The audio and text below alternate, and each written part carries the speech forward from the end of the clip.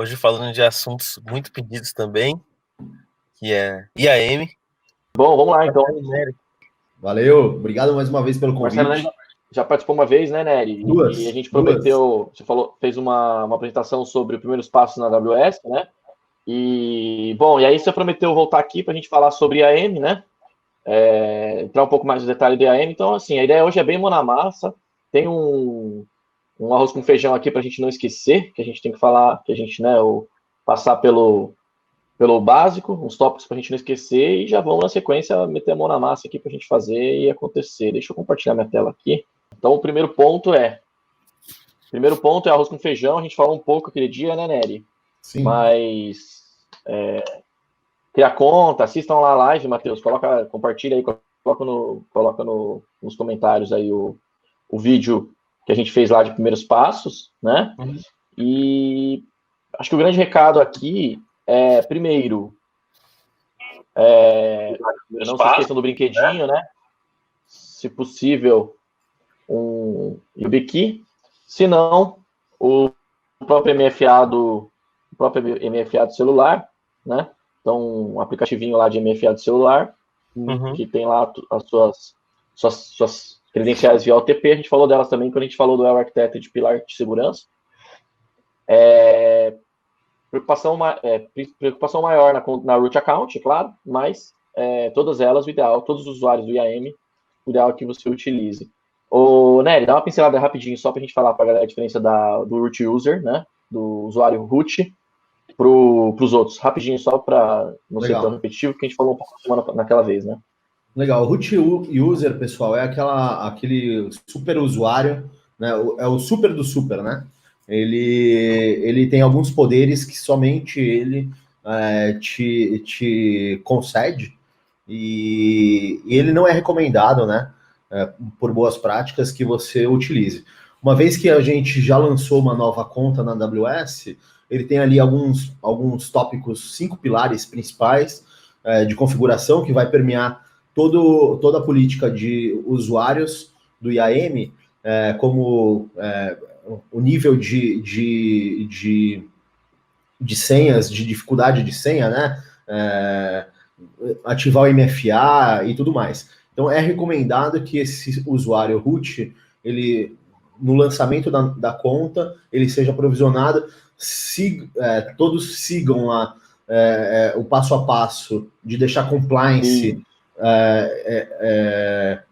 os pilares principais, e aí por diante a gente vai lançando usuários comuns, que os usuários comuns eles também podem ter privilégios de superusuário, mas sem alguns, por exemplo, como matar a conta totalmente, né, dar um delete na conta da Amazon, que esse é um dos grandes problemas, além de outras gestões como algumas gestões de faturamento e tudo mais, somente na root account, ou mudança do tipo do plano, né, do plano de suporte, limites. Então tem algumas coisas que é necessário a conta root, mas é aquela conta que tem que ficar guardada no cofre e só ser utilizada quando realmente tiver necessidade.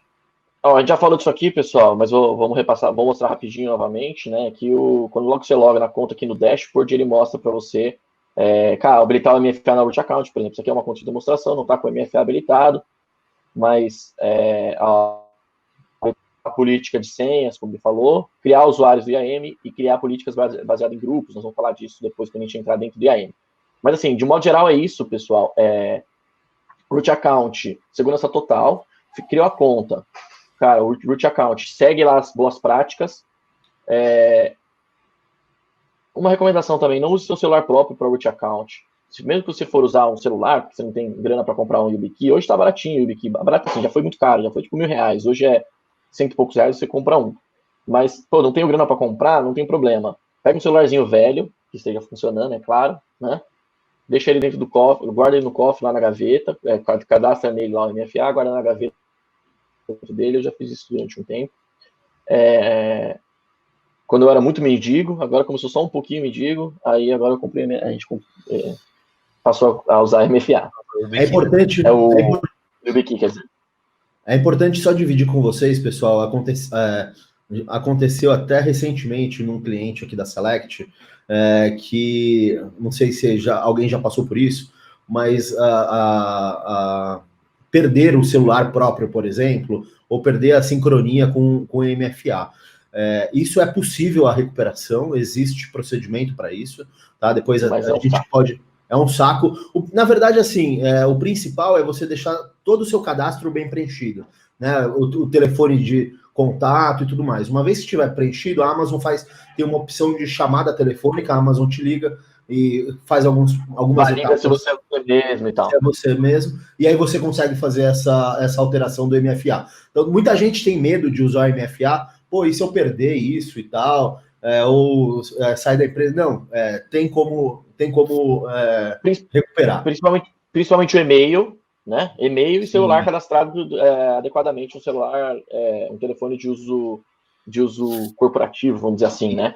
É importante que seja de alguém que um dono da empresa, né? O CEO, enfim, alguém que não vai sair da empresa no futuro próximo, enfim, não corre esse risco. Ou um e-mail genérico. O celular da operação. Da operação tem um celular e tal. Exato. Usar grupos é uma outra recomendação, né? Porque você fica preso no usuário, você acaba perdendo aquele usuário na hora da correria que você vai precisar. E também, pessoal, fazer o cadastro lá na hora de configurar, se a gente olhar aqui, na hora de configurar o e-mail lá em My Account, você também tem o cadastro que você configura com as informações de billing. Quem vai receber informações de billing, quem vai receber informações de operações. Aqui é muito importante, por exemplo, informações de segurança, de abuso, esse tipo de coisa, vem por e-mail de security. Informações de operações, por exemplo, uma manutenção, um sistema que vai deixar de funcionar, um tipo de instância que vai ser descontinuado, uma instância que vai ser reiniciada, vai para esse e-mail aqui, ou vai ser ligado para esse telefone aqui. Então, é importantíssimo que você deixe preenchido isso aqui, que por padrão não é preenchido, né? Se você for lá em My Account, na sua root account, ou nas subcontas também, você consegue configurar. Então, se a gente tiver aqui em My Account, né? Se a gente tiver aqui na conta My Account, a gente olha esses carinhas aqui, tá vendo? Nesse caso, por exemplo, esse aqui, como é uma conta de teste que não tem nada configurado, ela tá virgem aqui. Então, ele vai mandar tudo para root account.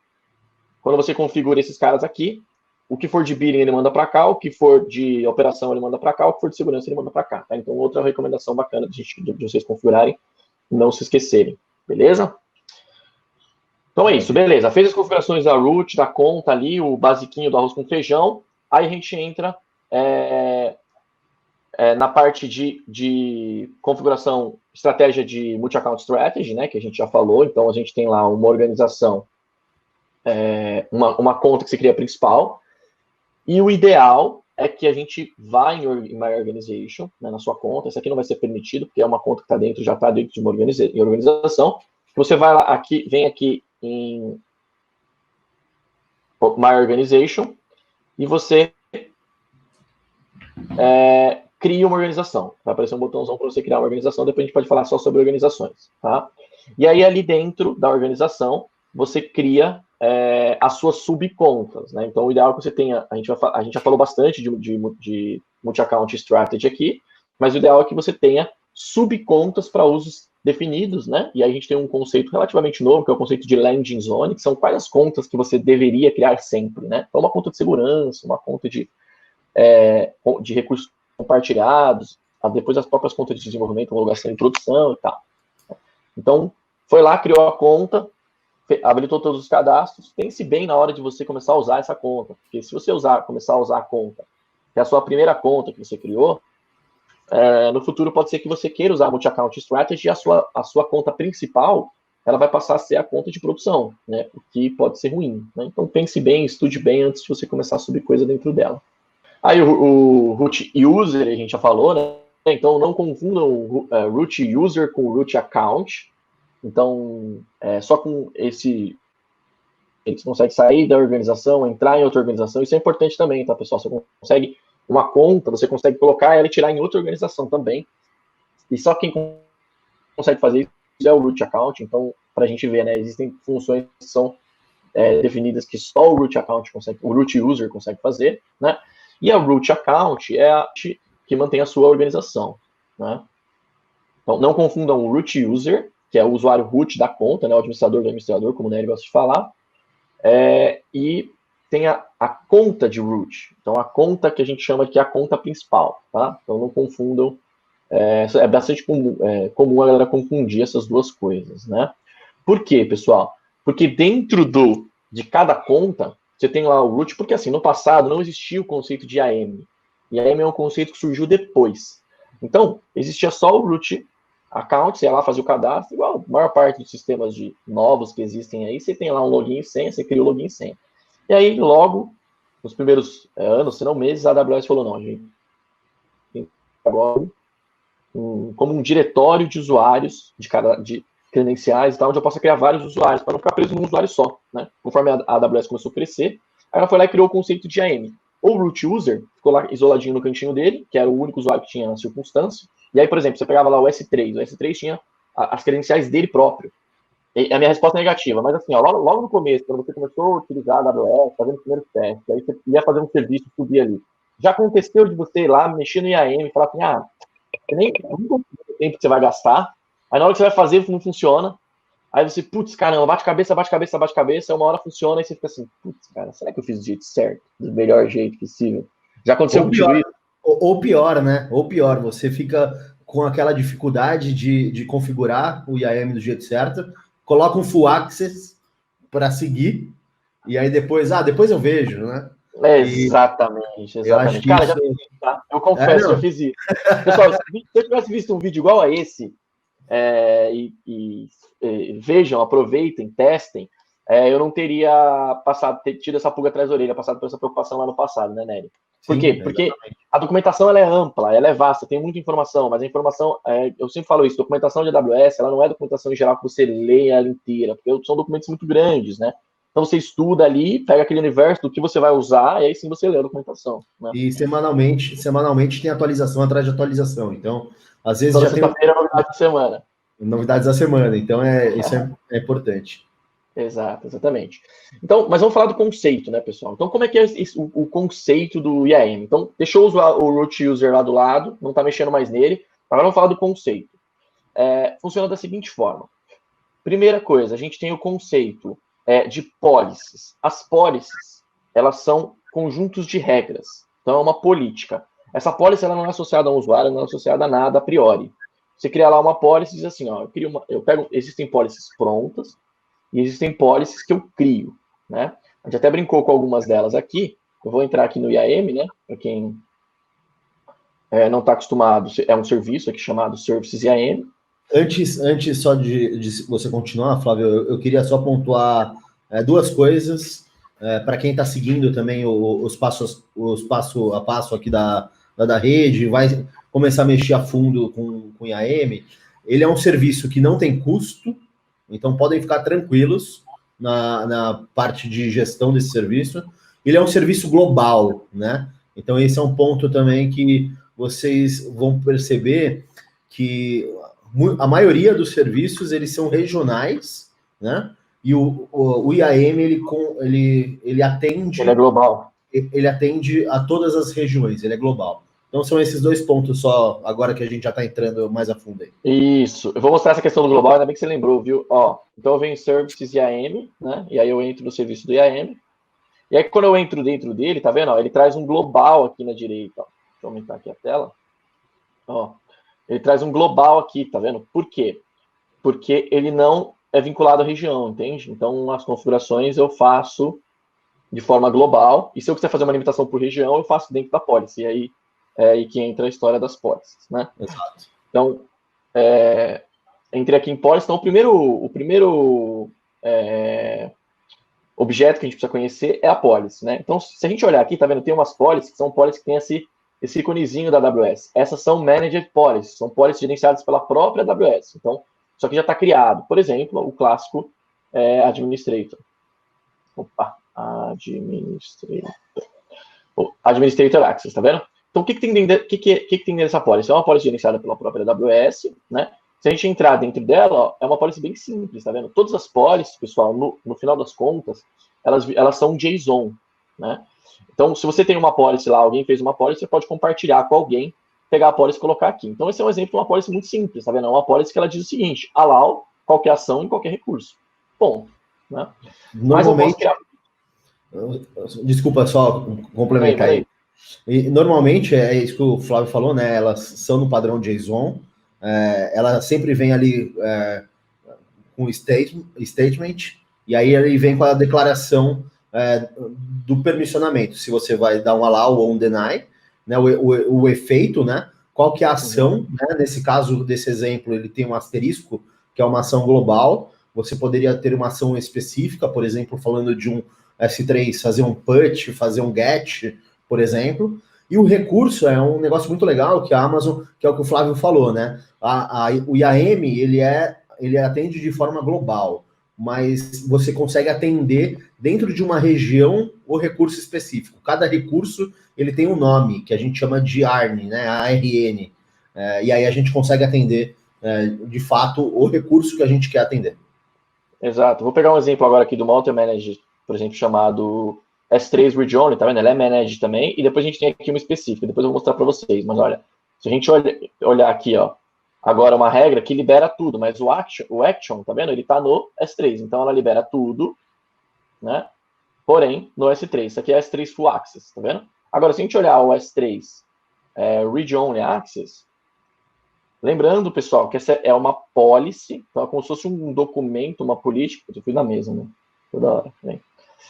É uma policy, é uma política, como se fosse um contrato, só que a policy pela policy, ela não é nada, ela não está aplicada em lugar nenhum, ela simplesmente está criada, né? Então, como se fosse um documento que ninguém está usando. Então, é uma política que ninguém está usando. Então, tá vendo? Essa aqui é uma outra policy, né?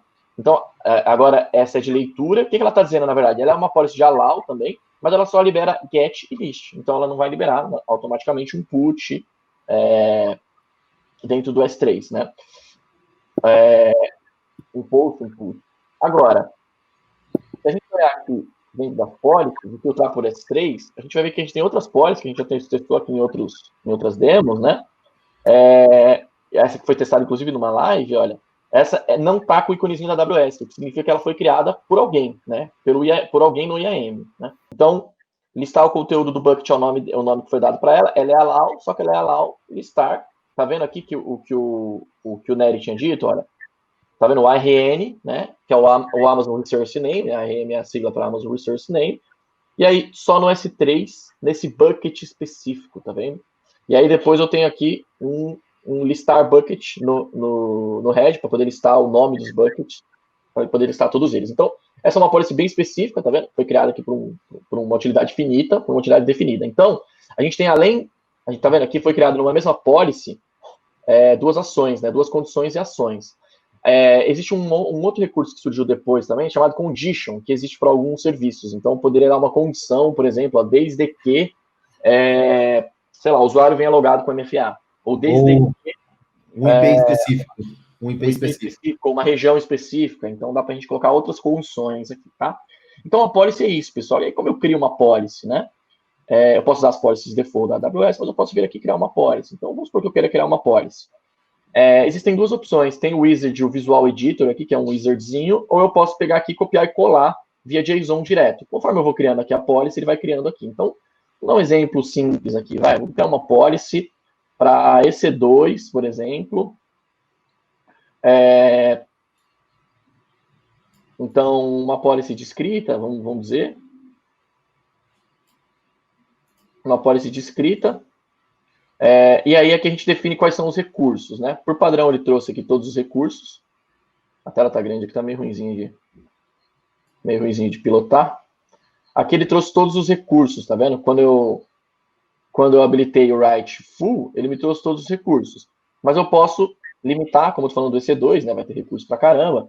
Mas eu posso limitar ele aqui, por exemplo, sei lá, vai ter o start stop aqui, ó, modificar volume, tá vendo? Olha o tanto... Flávio. Um que o pessoal usa pouco, mas poderia usar mais, é dar terminate nas instâncias. Exato. Ó o que eu posso fazer aqui, ó, stop start, por exemplo, só. Tá vendo? Então, uma granularidade bem grande mesmo. Então, tá vendo? Eu consigo fazer isso para EC2, como é um serviço mais maduro, ele tem muita coisa possível, né? E aí eu posso limitar também no recurso. Então, eu poderia escolher o nome da instância, tá vendo? Então, ó, Eu permito, mas eu permito numa instância específica. E eu consigo vir aqui adicionar o RN dessa instância, né? Ou eu posso vir aqui e deixar, posso desligar e ligar todas as instâncias, né? E a condition que eu disse aqui, né? Então eu posso colocar uma condition, por exemplo, o IP de origem, ou se ele está logado, se o usuário veio logado com MFA ou não, ou adicionar outras condições aqui, né? Feito isso, eu vim aqui em review, ponho um nome para ela, por exemplo, sei lá, restart, stop, start, EC2. Policy para reiniciar instâncias EC2. Feito. Na verdade, conforme eu estava criando ela, o Wizard estava criando para mim o JSON. Então, se eu olhar aqui, ó, tá vendo? Foi criado. Deixa eu tirar um pouquinho o zoom aqui para ver se dá para ver. Ó, foi criado JSON, tá vendo? Então, o nome dela foi Visual Editor 0, porque foi o Visual Editor que criou. Posso entrar aqui e alterar se eu quiser, para ficar. O SID é o identificador dela, né? Eu posso usar uma string aqui, não tem problema. E aí, aqui, eu tenho as ações e onde, né? Eu posso fazer em qualquer EC2, mas eu poderia colocar, por exemplo, o RN aqui, o ID da instância. Beleza? Então, essa é a policy. A policy pela policy não é nada, tá vendo? Aqui eu não disse que ninguém pode fazer isso. Eu simplesmente criei uma policy dizendo que quem tiver essa policy conseguirá fazer, né? Então, é isso. Então, aqui estão as policies, tá vendo? Então, eu crio policies específicas. Beleza? Até agora, nada. Poxa, Flávio, mas como é que eu dou essa policy a um usuário, né? Eu primeiro tenho que criar o usuário, né? Então, eu crio o usuário e eu posso associar essa policy ao usuário, o que é extremamente desrecomendado. Então, é recomendado que eu não faça isso. É possível, mas eu não recomendo, e a da própria AWS não recomendo, que você crie uma policy diretamente para um usuário. Você pode fazer para um teste, numa conta de teste, para você brincar tal, e tudo mais. Mas o recomendado é que você crie um grupo, e nesse grupo você coloca os usuários, e a esse grupo você associa as policies. E aí sim você tem uma organização. Por quê? Por que, Nery? Por que grupos? Por que não direto para o usuário? Porque a gestão, né? A gestão por níveis de acesso, ele fica melhor administrável. O usuário você talvez vai colocar lá, vai esquecer, enfim. Aí depois precisa fazer um igual, né? Como eu faço, né? Exato. Um de política ali para o usuário. Depois, sei lá, o cara sai da empresa e entra outro no lugar. O que eu faço? Troco a senha, dou para ele, não, né? Mas a Amazon, ele tem tem essa recomendação, embora exista essa recomendação, ela tem ali também uma forma, o Flávio vai mostrar também, que existe como atachar uma policy inline dentro do grupo também. É uma coisa que também não é recomendada, porque ele fica ali dentro do... Mas a caso de limites que a gente usa, pra falar a verdade, né? Exatamente. Aí seria uma forma de determinar para um grupo específico uma mesma política que está sendo usada para vários grupos, por exemplo. Para aquele grupo específico vai ter alguma coisa a mais. Isso é possível também. É isso aí. Então, beleza. Aí depois a gente tem os users aqui, né? Então vamos criar um user de teste aqui. Teste AM, né? Aqui um ponto importante, pessoal. Aqui a gente começa a entender as diferenças entre usuário programático e usuário de console. Se a gente olhar aqui, tá vendo? Você vê que na simbolização a gente tem o usuário 1, o usuário 2 e o usuário 3. Esse usuário, eu estou dizendo que ele tem password. Esse usuário, eu estou dizendo que ele tem key. E esse usuário, eu estou dizendo que ele tem password key, né? O password serve para você logar na console, na interface web, que é essa interface aqui, né? O access key e a secret key, que é o conjunto de credenciais, ele é para usuários programáticos. Então, ele é para quê? Para você usar ou a AWS LI, ou para você pôr numa API sua, para que essa API ganhe poderes desse usuário. O que, em geral, não é recomendado. A gente já vai explicar por quê. Mas eu posso, por exemplo, criar para um usuário só uma senha aqui. Então, eu vou criar uma senha aqui. Vou mandar ele autogerar. Esse é um ponto bem importante. Esse é um ponto bem importante que, às vezes, muitas pessoas não colocam para autogerar e esquecem de copiar a senha e tal. E tem gente também que às vezes não sabe o que manda criar os dois, né? E fica lá com o usuário programático sem uso, né? Aí tenta acessar com a Access Key na console, por exemplo. Exato. Então, não funciona. Exato. Isso aí. A AWS Management Console, pessoal, é a interface web. Perfeito? Se você quer só acessar a interface web, é só esse cara que você seleciona. E beleza, agora você tá policy, tá vendo? O ideal é que eu não sete uma policy direta. Eu posso aceitar uma policy direta? Posso, mas o ideal é que eu não sete uma policy direta. O ideal é que eu crie um grupo, e a esse grupo eu associe. Como eu não criei nada ainda, eu não vou associar nenhuma permissão. O que eu fiz agora? Eu criei um usuário, né? Esse usuário tem uma credencial. Ó, o usuário, posso fazer o download dessa credencial. O que não é um problema aqui, porque eu pedi para trocar o usuário no primeiro login, então o primeiro login que eu fizer, eu já vou trocar a credencial, então não é um grande problema, né? E aqui eu vou copiar a senha dele. Esse usuário não tem nada. Eu posso configurar para mandar via e-mail aqui também, se eu quiser mandar para e-mail para o proprietário, né? Perfeito. Usuário criado, o que eu vou fazer? Agora, eu vou vir nesse usuário do IAM aqui, só para simbolizar para vocês. Eu venho aqui em Security Credentials, eu consigo ver aquelas mesmas credenciais que foram criadas, tá vendo? Então, eu posso agora gerenciar a credencial, usuário e senha, e eu posso criar agora um MFA para esse meu usuário. Nós vamos fazer isso. E aqui tem a credencial de login. Como eu faço para logar na console? Veja, tá vendo que aqui na console ele está passando o ID da conta? Isso significa que você vai logar com esse usuário chamado teste IAM, mas veja, poxa, imagina se a AWS não tem outro usuário que chama teste IAM. Existe, mas não na nossa conta. Então, esse login aqui é um login do IAM na nossa conta, né? Para isso, eu vou pegar aqui um outro browser, né? Só para sinalizar para vocês aqui, vou pegar, por exemplo, o Firefox. Ó, tá vendo? Ele já trouxe o ID da conta, olha. E aí eu vou lá com o usuário, teste-IAM, põe a credencial, e agora eu loguei com o usuário do IAM, né? Ele pediu a senha antiga e a senha nova, porque assim eu configurei lá. Pronto, loguei. O que eu vou conseguir fazer agora aqui na minha console? Vou logar nesse E2 aqui, vou sair criando máquina e subir um data center inteiro. Só que não, né? Por quê? Porque eu não consigo nem ver as instâncias, pessoal, tá vendo? Esse usuário não tem policy nenhuma taxada a ele, né? Nem via grupo, nem diretamente nele. E nem lá. Beleza? Então, Fábio, acho que é legal entrar no dashboard, que ele mostra o dashboard do EC2 mesmo. Se você puder. Tô ali mesmo. Aqui, não. Isso. Primeiro... Isso. Ele não consegue nem listar os recursos, as AMIs, essas coisas para poder criar, né? Então deixamos esse usuário de lado aqui e vamos voltar para a interface. Aqui eu posso gerenciar a console password, eu posso ir lá e trocar a console password, e eu posso habilitar o MFA. E aí olha que legal o MFA. Se eu vier aqui no MFA, eu posso escolher se vai ser um YubiKey, um device daqueles tokenzinho de troca de senha, né? Que você fica apertando ele, um OTP eletrônico, né? Um device OTP eletrônico, ou usar o Virtual MFA, que aí eu recomendo utilizar o Google Authenticator. Por que eu recomendo? Porque eu sempre uso ele e nunca deu problema. E aí você vem aqui configurar, ele visualiza para você o QR Code aqui. Uma vez com esse QR Code, você vai lá com o seu celular, estou com o meu celular aqui, e aí no celular você... deixa eu mostrar para vocês. No celular tem um botãozinho de mais aqui, ó, um maisinho aqui do Google. Cadê o maisinho? Do outro lado aqui, ó, esse maisinho.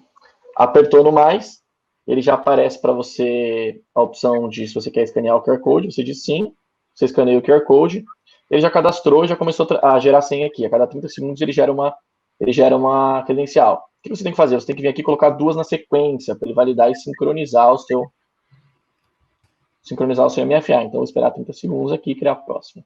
E aí, pessoal, pronto. A próxima vez que eu acessar, ele já vai me pedir o meu MFA. Ele já vai me pedir essa credencial temporizada, né? Que ele pede de tempos em tempos. Beleza? Então, a gente tem agora já um duplo fator de autenticação. Não criem policy antes de habilitar o MFA. Beleza? nem associem policy a um usuário antes de você ter MFA. Quer dizer, a partir de agora, pessoal, se você pegar minha senha, você não vai conseguir acessar mais daqui 30 segundos, porque o MFA vai ser gerado novamente. Beleza?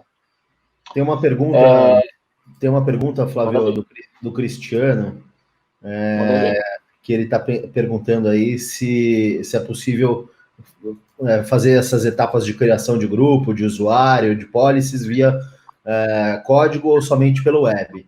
É possível, tá, Cristiano? É possível criar via linha de comando, colocar isso para os usuários aí já mais avançados, colocar isso numa receita aí de um CloudFormation, por exemplo, e fazer essa criação de forma automática. E aí, pessoal, tem essa diferença, né? A gente já falou bastante disso, mas existe, a gente teve até um vídeo só sobre CLI e sobre CLI, e aí você pode utilizar uma credencial programática, por exemplo, aqui um access key, para você poder logar a sua CLI e você rodar comandos. Então, a primeira possibilidade, Cristiano, linha de comando, aí, como o Nery falou. Segunda possibilidade, usar um CloudFormation. O CloudFormation ele suporta o IAM.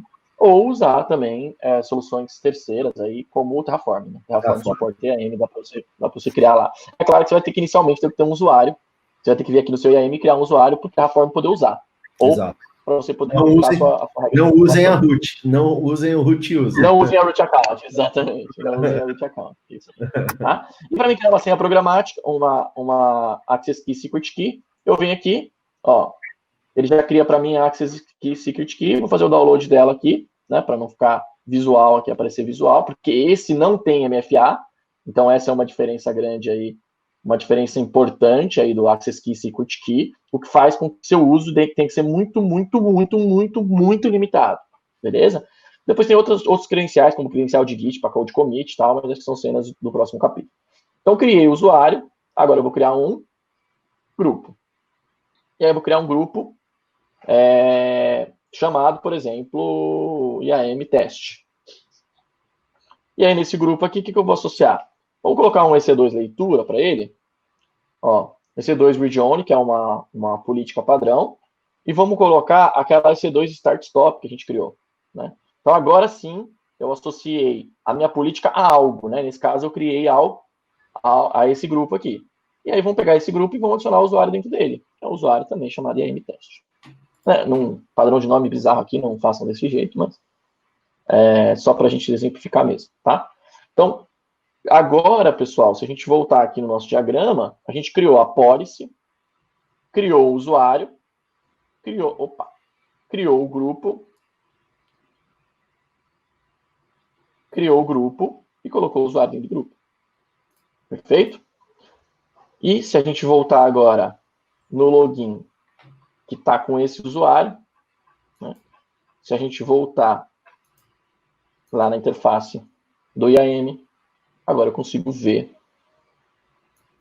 as minhas instâncias rodando. Vou pegar uma instância dessa de teste aqui e vou dar um start nela. Vou conseguir, Matheus? Você já colocou na policy lá, né? Então você consegue. Consigo. E então, vou ver se eu dá um mesmo. Dá o deny na sua cara. Consegui, exatamente. Agora eu vou tentar dar um terminate. Vou conseguir, Matheus? Não, porque você não colocou na policy, né? Exatamente. Ó, é a máquina de homologação de alguém. Alguém deve estar testando alguma coisa aqui, mas eu vou tacar fogo. Ó. Não permitiu. Por quê? Porque, por padrão, o usuário não pode nada. Eu criei duas policies. Leitura no EC2 e escrita, ele só tem duas permissões. Desligar e ligar a instância. Então, aqui ele não consegue, tá vendo? Tomou dedada na cara. Beleza? Isso que eu fiz por usuário. Agora, como é que faz para mim acessar ele via CLI? Né? Então, estou aqui na CLI. Vocês estão vendo minha tela aí? Sim, sim. Então, AWS é o comando, né? Para quem não tem instalado ainda, veja lá a live depois de instalação. Vou usar um profile diferente aqui. IAM Test. Configure. E aí ele vai pedir o Access Key e a Secret Key que foi passada. Eu acho que não é teste IAM? Ah, tá, entendi. Aqui é Access Key, Secret Key sempre. Beleza? Vou colocar aqui, depois eu tiro a região padrão, né? Senão eu preciso trocar. Então, AWS EC2, sei lá, describe instance. Quando eu faço isso, ele vai listar as instâncias, que é a mesma coisa que eu tivesse feito lá na interface, né? Então, ele trouxe aqui as instâncias, né? Num jeito não muito bonito de se ver, né? Deixar um pouco mais coloridinho para facilitar a nossa vida. Tá vendo? Ele trouxe, mas quero deixar mais bonitinho ainda. Vamos deixar menos tabelinha aqui para ficar mais bonitinho.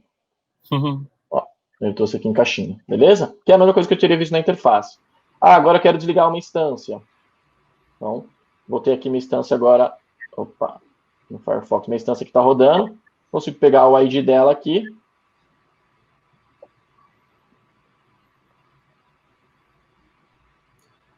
Ixi, não lembro aqui por padrão. Não, perdão. Stop instance. Stop instances. Menos instance disso. É isso, será?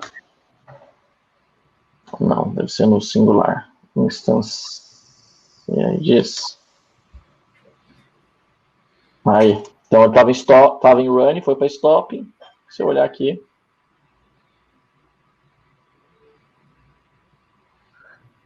Não, tá parando a máquina, tá vendo? Então, a mesma coisa que eu posso fazer na console web, eu posso fazer via linha de comando, beleza?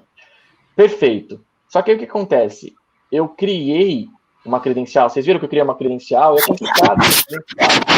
Ela é uma key, uma secret, entre aspas, bem entre aspas, um usuário e senha, que você pode usar de forma programática para minha CLI.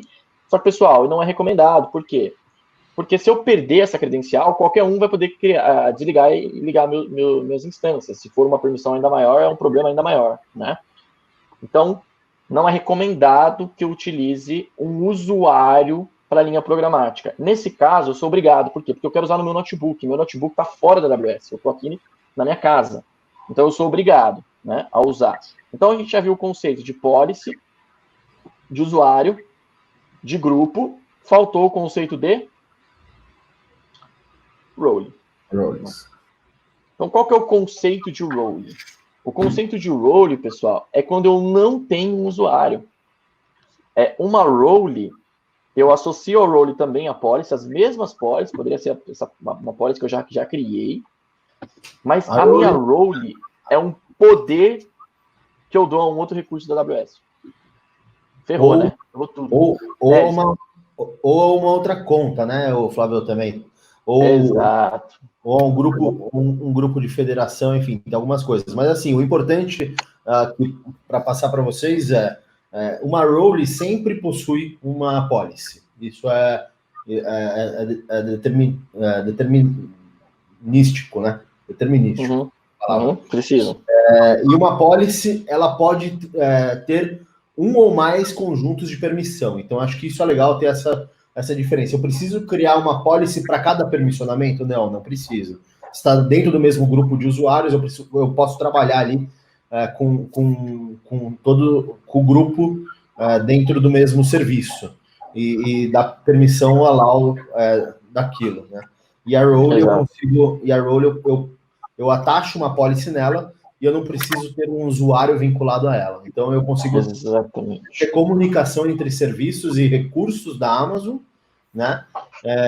De forma que eu não precise, por exemplo, né, o que a gente vê muito por aí, a da rede vê muito, a Select aqui vê muito também, provavelmente, são códigos aí, aplicações, onde o dev passa no código o usuário e senha para um determinado permissionamento para acessar um recurso, né? Isso na AWS não é necessário. Não é necessário e não é recomendado, né? Então aqui está um exemplo, né?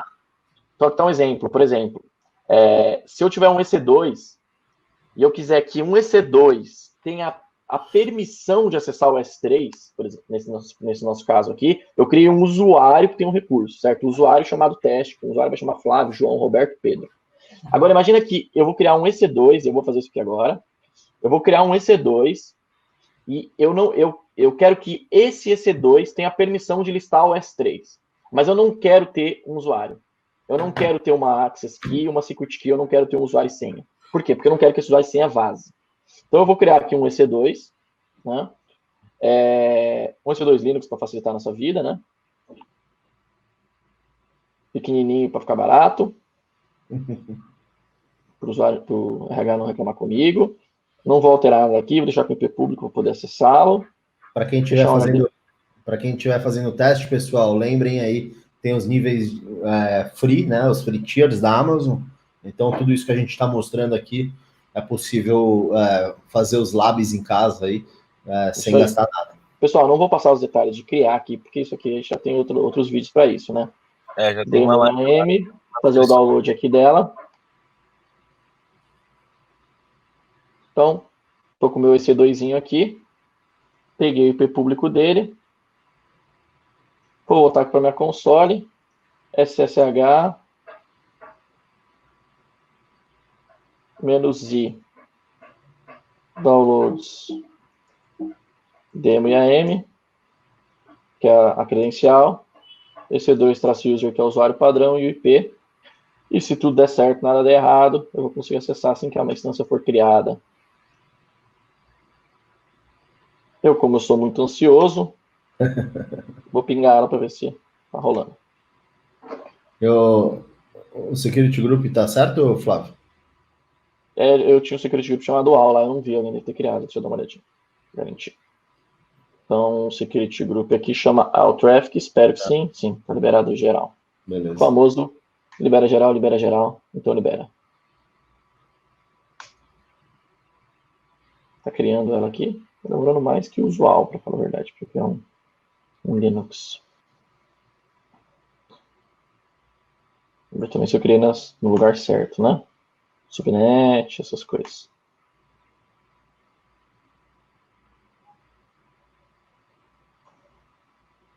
Foi.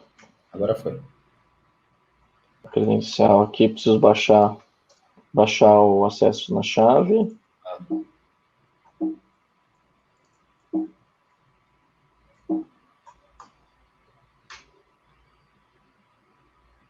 Beleza, estou dentro dela. Agora veja, pessoal, AWS S3 LS, para me listar o S3, por exemplo. O que ele disse?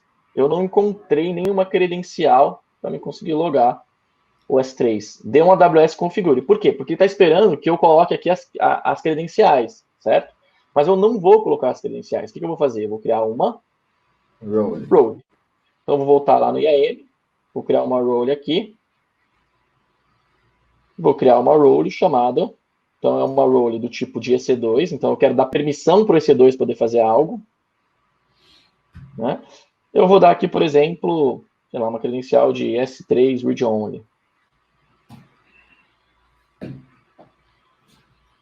Então, instance, demo e AM. Então, uma credencial que eu vou colocar na instância, beleza? Então, vou deixar a descrição aqui mesmo, fazer com que o EC2 tenha permissão on behalf da instância. Então, o que eu fiz agora? Eu criei uma role, só que eu só criei ela, né? Eu não coloquei nenhuma policy nela. Então, eu vou vir aqui, vou colocar uma policy nessa role.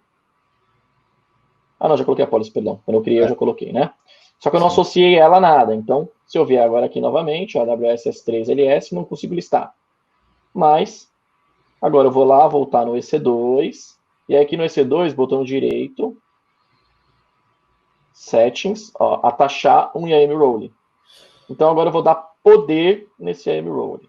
É importante, pessoal, só enquanto o Flávio coloca a role, em real time, tá? Toda a parte de políticas associadas a um usuário, a um grupo, a um serviço, a partir do momento que colocou, ele já é inserido nesse recurso. Então tá aqui agora a role atachado nela. Então veja, pessoal, eu não criei credencial nenhuma, ok? E agora o DMLS funcionou, tá vendo? Então esse monte de bucket de teste aqui que a gente cria, né? Então eu consigo vir agora aqui dentro de um bucket, dar um LS dentro do bucket, por exemplo, sei lá, snowball test.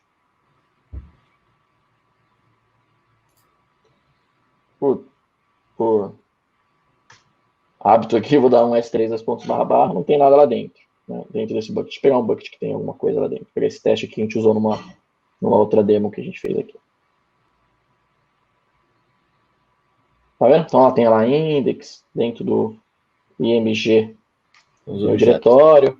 Eu consigo, por exemplo, dar um AWS S3CP. Lembrando, eu estou logado dentro de um servidor lá no EC2, né? Então, vou puxar para dentro do EC2, por exemplo, essa index aqui.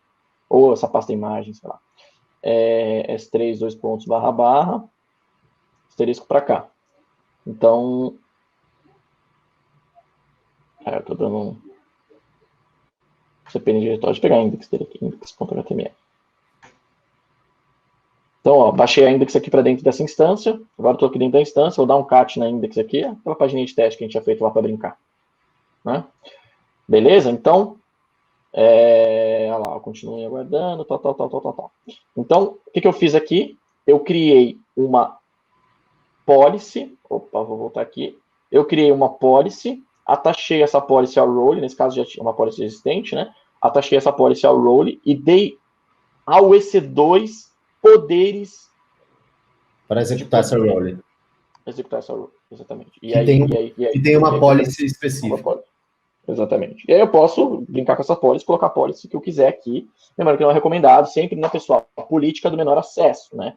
Então eu tenho que colocar a política do menor acesso, ou seja, se eu só preciso listar o S3, que eu liste o S3. Se eu só preciso listar um bucket do S3, que eu liste um bucket do S3. Por quê? Porque se eu dei permissão nesse EC2 e esse EC2 porventura for tomado, for invadido, e a minha aplicação tem uma vulnerabilidade ali, esse EC2 o acesso a ele foi tomado da própria aplicação, você vai dar poder da policy para o usuário, então, para quem tomou, para o atacante. Então, se você colocou um administrator access ali, o cara vai poder criar recurso, apagar recurso, fazer tudo que ele quiser. Então, pessoal, altamente não recomendado usar aqui. Use o role sempre que possível e sempre dentro da menor política possível.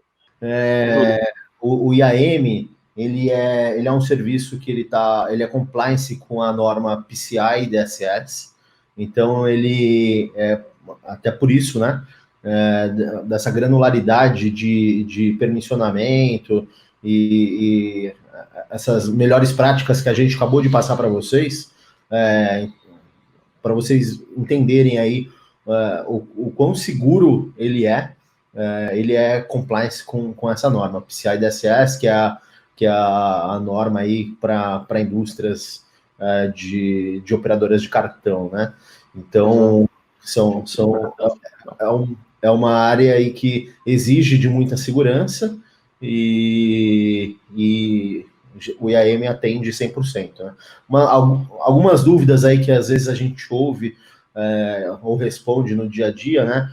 Se o IAM substitui, por exemplo, um serviço de AD, ou Flávio, essa é uma dúvida, né? O IAM substitui?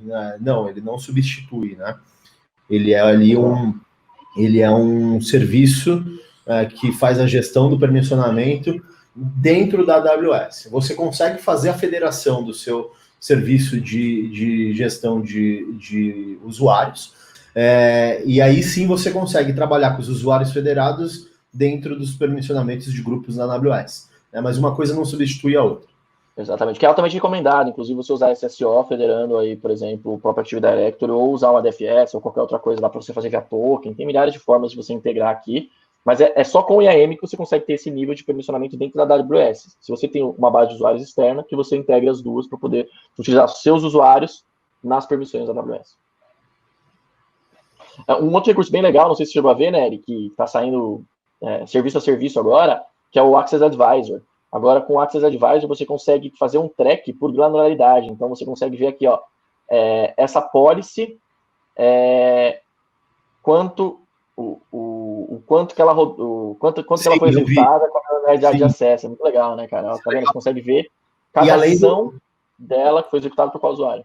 E o teste, né? Você consegue simular também. Quando você sobe uma policy, você consegue simular ela na hora. Você não precisa falar para o dev, ô dev, testa aí para ver se funcionou. Não, você que é o administrador ali do portal, da console ou via CLI, você consegue fazer isso já através da AWS. Exato, exatamente. Bom, pessoal, foi isso. Eu não sei se tem mais perguntas, mas assim, a ideia é, a gente consegue, do mesmo jeito que a gente deu permissão para um EC2 fazer algo, a gente pode dar permissão para uma função lambda, pode dar permissão para um outro recurso da AWS qualquer, usar o outro. Então é muito comum, às vezes você está numa receitinha de bolo ali, usando um tutorial da própria AWS ou de terceiro, ele fala assim, ó, cria essa policy, cria essa role. Por quê? Porque provavelmente você está dando permissão a algo acessar algo. Então você está criando a permissão lá para uma função lambda, sei lá, acessar um bucket S3, acessar desligar e ligar uma instância. Exemplo clássico, quero automatizar desligamento e ligamento de instância. Dá para fazer isso direto pelo CloudWatch Events, mas se você quiser fazer com Lambda, você pode fazer, só que você tem que dar uma role para Lambda, para que aquela função Lambda tenha poderes de desligar e ligar a instância, por exemplo. Seria essa mesma policy que a gente criou aqui. Ó, caiu dúvidas aí, hein? Adoro dúvidas. Aqui, ó. Tem do Sr. Ricardo. No dia a dia, com os clientes, como os clientes solicitam alterações de permissionamento? Imagine que até estabilizar o ambiente, o número de requisições é grande. Tipos são utilizados formulários ou tem uma periodicidade para aplicar regras? Legal, boa pergunta. Eu vi aqui já o Matheus, a pergunta. Eu estava acompanhando o grupo aqui, desculpa te cortar.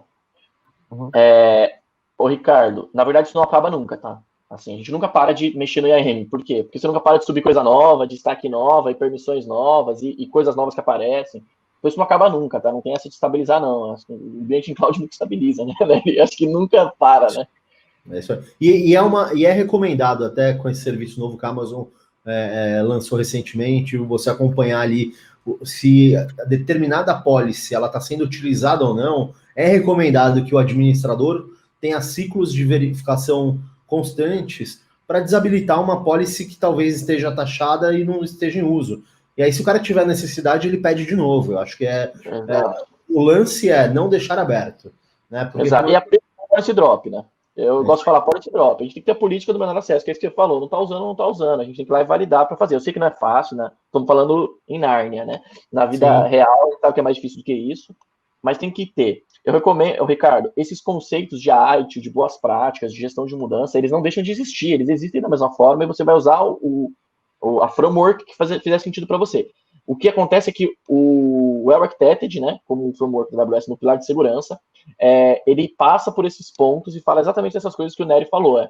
A gente tem que ter uma análise periódica. Se puder essa análise ser automatizada, melhor ainda. Toda vez que um usuário for criado, um cara de segurança ser avisado.